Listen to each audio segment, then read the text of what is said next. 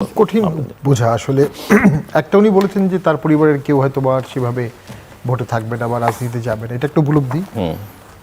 আরেকটা হচ্ছে উনি ভোটে না গেলে ওনার ভোটারদেরকে উনি বলেছেন ভোট বয়কট করতে। এর ব্র্যাকেটে যেটা আছে, আসলে এই বয়কটটা শুধু বয়কট হবে না, এটা eventually will be turn into প্রতিহত।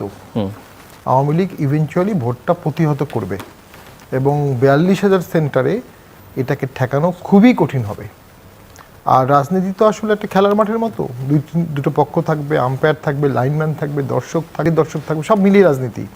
এখানে যখন আপনি একটা পক্ষ সরে যাবে, বাদ দিয়ে দিবেন, তখন ন্যাচারালি ভারসাম্যটা নষ্ট হয়ে যাবে। আজকে বিএনপি আমি বলবো একটু অসহায় হয়ে পড়েছে। Loan Wolf, single Wolf fight করছে এবং রাইট কজে ফাইট করছে। বিএনপি যে কথাগুলো বলছে সব করা যৌক্তিক। বিএনপিকে সমর্থন দেওয়ার মতো কাঠামোর মধ্যে কেউ নাই, একা।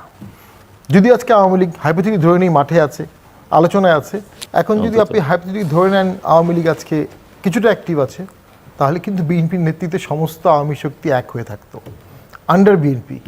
এটি হচ্ছে রাজনীতির ব্যালেন্স। না হলে অটোমেটিক এটা সংবিধানে সন্নিবেশিত হয়ে যাবে। কিভাবে এটা হবে? তার মানে ঐক্যমত কমিশন বলতে চাচ্ছে, ঐক্যমত কমিশন কনস্টিটিউয়েন্ট অ্যাসেম্বলি নিজেকে বলছে, ঐক্যমত কমিশন নিজেকে পার্লামেন্ট বলছে, পার্লামেন্টের উপরে বলছে সে ফিউচার পার্লামেন্টকে বাইন্ড করছে। একটা পার্লামেন্টকে একটা পার্লামেন্ট বাইন্ড করতে পারে না। সো আমি মনে করি পুরো জিনিসটাই হচ্ছে কনস্টিটিউশনাল ইউফেমিজম, একটা অ্যাডভেঞ্চারিজমের মধ্যে আছে, সবাই ঘোরের মধ্যে আছে। কনস্টিটিউশন তো কোনো জেলিফিশ না, এটা তো একটা কোড, মানতে হবে। আর কনস্টিটিউশন সাসপেন্ডেড না, বাই দ্য ওয়ে। আপনি দুটো কনস্টিটিউশন একসাথে রাখতে পারবেন না। আপনি একদিকে একটা কনস্টিটিউশন রাখছেন, আরেকদিকে গণভোট সাংবিধানিক আদেশ করে প্যারালাল কনস্টিটিউশন করতে যাচ্ছেন। দুটো একসাথে হবে না, যে কোনো একটা আপনাকে রাখতে হবে। আগের যারা কনস্টিটিউশন সাসপেন্ড করতো তারা সাসপেন্ড করে মার্শাল ল দিত, কিন্তু কিছুদিন পরে আবার এই কনস্টিটিউশনকে রিভাইভ করেছে। ৭২-এর সংবিধানের কোনো ডিফেক্ট নেই, ডিফেক্টটা আওয়ামী লীগের মধ্যে ছিল, 15 অ্যামেন্ডমেন্টের মধ্যে ছিল। একই সংবিধান নিয়ে আসছে, তারা কেউ সংবিধান বোঝে না, কামাল হোসেন সংবিধান বোঝে না, এই সংবিধান এনারাই বুঝে। তো এটা তো হাস্যকর কথাবার্তা। আরেকটা ন্যাক্কারজনক জিনিস হতে পারে গণভোট হলে, এই গণভোটে জাতীয় পার্টির কোনো আগ্রহ নেই, বিএনপি তো না করছে স্পষ্ট। তো আমি মনে করি এই গণভোটটা দেশকে এই মুহূর্তে কিছু অ্যাড করবে না। ভবিষ্যতে যারা জয়লাভ করবে তাদের উপর আমাদের আস্থা রাখতে হবে। তারা যদি ইলেকশন ম্যানিফেস্টোতে এই অ্যামেন্ডমেন্টগুলো নিয়ে আসে এবং ইলেক্টেড হওয়ার পরে এগুলো বাস্তবায়ন না করে, তারা গ্রেট পলিটিক্যাল লস হবে।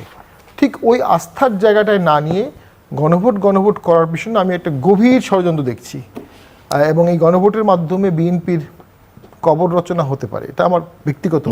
উনি ভোট করতে আগ্রহ প্রকাশ করেছেন ইন রিফর্ম ফরম্যাট। আর 14 সালে কেয়ারটেকার গভর্নমেন্ট ব্যান বাদ দিয়ে দেওয়া হয়েছিল, সে কারণে বিএনপি জামাত ভোটে অংশগ্রহণ করেনি। 24 সালেও বিএনপি জামাত অংশগ্রহণ করেনি, এটা তাদের সিদ্ধান্ত, কিন্তু আওয়ামী লীগ প্রেক্ষাপটটা তৈরি করেছিল। এবার কিন্তু জিনিসটা পুরো উল্টো, আওয়ামী লীগকে ব্যান করে দেওয়া হয়েছে টেম্পোরারিলি, এবং খুব ইলিগালি বলবো আমি, তারপর জুডিশিয়াল একটা প্রিটেক্সে করা হয়েছে। তখন পর্যন্ত আওয়ামী লীগের বিরুদ্ধে কোনো মামলা ছিল না।